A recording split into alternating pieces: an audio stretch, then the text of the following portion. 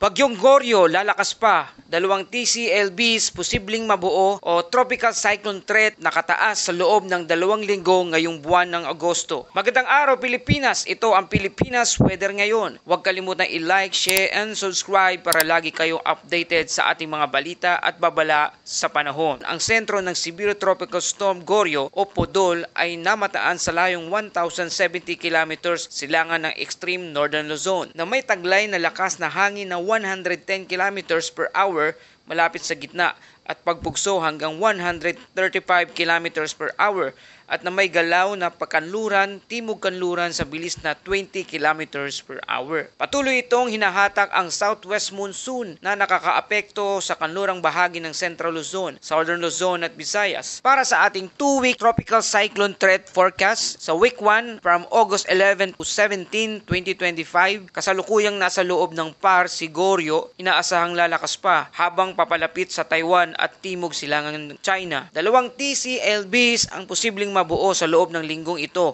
Ang TCLB-1 posibleng mabuo sa Philippine Sea, kikilos papuntang hilagang silangan ng Luzon, habang ang TCLB-2 naman ay posibleng mabuo sa West Philippine Sea at lalabas ng PAR ngayong linggo. Mababa ang tsansa ng mga TCLBs na maging ganap na bagyo. Darating na ikalawang linggo naman, week 2 from August 18 to 24, 2025, ang TCLB-2 ay posibleng kumilos patungong Hainan, Northern Vietnam. Mababa pa rin ang tsansang maging bagyo habang ang TCLB-3 naman ay posibleng mabuo sa kanlurang bahagi ng monitoring domain. Mababa rin ang tsansa na maging bagyo. Ibig sabihin, nakataas pa rin ang tropical cyclone threat potential sa susunod na 2 linggo sa buwan ng Agosto. Para sa ating forecast weather conditions, Negros Island Region, Western Visayas, Zambales, Bataan, Cavite, Batangas, Occidental Mindoro, Romblon at Palawan. Bahagyang maulap hanggang maulap na may pulupulong pag-ulan o thunderstorm dahil sa habagat. Posibleng flash flood o landslide sa malalakas na thunderstorm. Natitirang bahagi ng bansa, bahagyang maulap hanggang maulap na may mga localized thunderstorm. Posibleng biglaang pagbaha o pagguho ng lupa. Para sa ating forecast wind and sea conditions, hilaga hanggang silangang bahagi ng Luzon, may hangin na mahina hanggang katamtaman mula kanluran hanggang kanluran. Sa dagat, banayad hanggang katamtaman mula 0.6 to 1.8 metrong taas. At sa natitirang bahagi ng bansa, ang hangin ay mahina hanggang katamtaman mula sa timog kanluran hanggang kanluran. At sa dagat naman, banayad hanggang katamtaman mula 0.6 to 1.5